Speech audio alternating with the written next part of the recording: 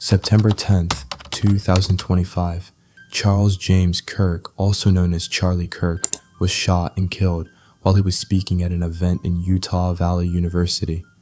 But what was even more shocking than the assassination itself was the way the world responded to it. The media quickly moved to smear his name, and even House couldn't come together to honor him with a simple moment of silence. The radicals on the left are the problem. Those on the radical left have compared wonderful Americans like Charlie to Nazis. But some of these MAGA guys are acting like this is a liberal declaration of war. Charlie Kirk just got shot. The only reason you'd want to register the guns is if you want to confiscate them. Welcome to Sleuthing Scams, and today we will be talking about how a scam got Charlie Kirk killed. But before we get down to business, kindly hit that subscribe button. Charlie Kirk, born on October 14th, 1993, was both a prodigy and a lightning rod for controversy. At just 18, he founded Turning Point USA, an organization that is committed to promoting right-wing views in schools and colleges. By 2020, he had a direct line to the White House, and he played an important role in Trump's re-election. To many, he was a rising star, restless, ambitious, and predicted to become one of the most powerful figures of his generation. But everything changed on September 10th, 2025. Kirk was debating at an event held by Turning Point USA in Utah Valley University, and 130 meters away from his killer. Kirk was fatally shot in the neck in front of a crowd of 3,000 people. He was immediately taken to Timpanogos Regional Hospital, where he was later pronounced dead. FBI offered a reward of $100,000 for information, and Trump called for prayers, and later on, Tyler Robinson turned himself in. But what nobody focused on what the phrases engraved on those bullet cases. That is the real scam, a scam called political polarization. It wasn't the first time either. Just months earlier, at the scene of United Healthcare CEO Brian Thompson's murder, investigators found spent shells engraved with the words delay, deny, and depose. The suspect in that case was reviled by some, yet glorified as a hero by others. And the Kirk assassination happened few days after a Ukrainian refuge was murdered in a bus in Charlotte, and it comes a year after Trump's assassination attempt. Even Kirk's assassination was twisted into political currency. Trump was quick to point the finger at the left, echoed soon after by Elon Musk. Republicans accused liberals of inciting violence with rhetoric, while Democrats seized the moment to push harder for gun control. And that's the real scam. Our minds have calcified. Today, political opponents are no longer seen as fellow citizens with different opinions, but as mortal enemies who must be destroyed. Every death becomes fuel, repurposed by politicians and influencers to serve their own agendas. Charlie Kirk became a victim of that scam, and unless we find a cure for this disease of polarization, he will not be the last. Research of University of Southern California indicated that each side is now further apart than the early 1990s. Hostility has hardened. 43% of Republicans and 38% of Democrats say they hold very unfavorable views of the other side, a sharp rise from just 17% and 16% in 1994.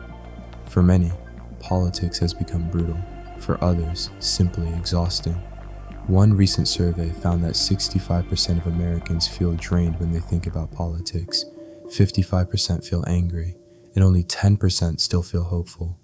But the most alarming part is where this could lead. Nearly half the country, 43%, now believes a civil war is likely within the next decade. If that doesn't set off alarms, read Barbara P. Walters' bestseller, How Civil Wars Start. In this book, she has revealed how America's democracy score in recent years has been dropped, placing the country in a state of anocracy. But here's the thing. This didn't just begin with Charlie Kirk. His killing was not the spark that lit the fire. It was just another log thrown on flames that have been burning for decades. America's polarization has been simmering, slowly boiling over, long before 2025. Think back to the assassination of John F. Kennedy in 1963. A young, charismatic president struck down in broad daylight, not only because of his policies, but because he symbolized hope, progress and power in a deeply divided nation. His death didn't heal America. It fractured trust in government and opened the door to years of conspiracy, suspicion, and ideological bitterness. Or consider Martin Luther King Jr., killed in 1968 for daring to demand justice, equality, and peace. Even Ronald Reagan wasn't spared. In 1981, he was shot and nearly killed outside a Washington hotel. Though he survived, the attempt underscored how political figures, no matter how powerful, have always been targets of the anger, obsession, and instability lurking in society. And in more recent years, the shooting of Congresswoman Gabby Giffords in 2011 was another chilling reminder that toxic rhetoric can manifest in real-world bloodshed.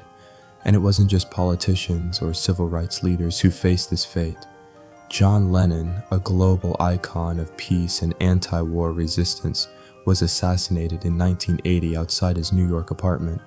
For many, his death felt like the final nail in the coffin of a generation that had once dared to imagine a different world.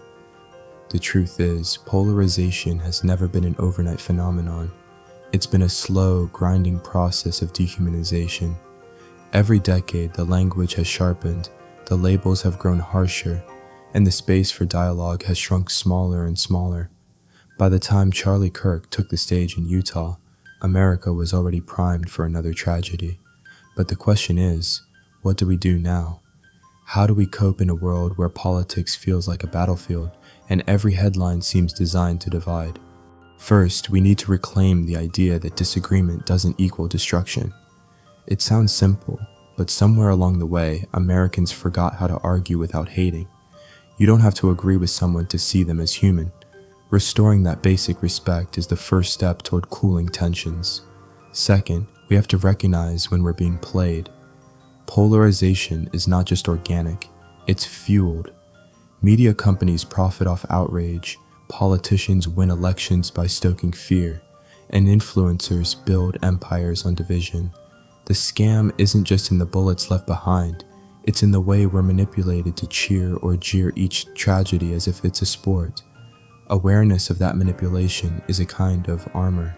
Third, we need to find spaces outside politics.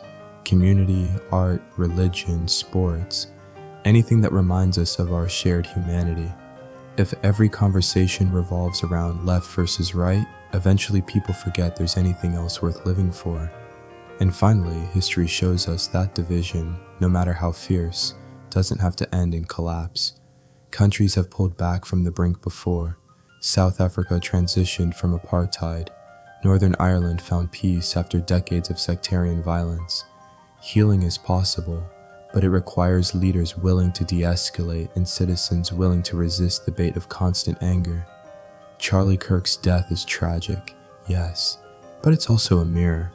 It reflects not just one man's end, but the condition of a nation that has allowed anger to corrode empathy.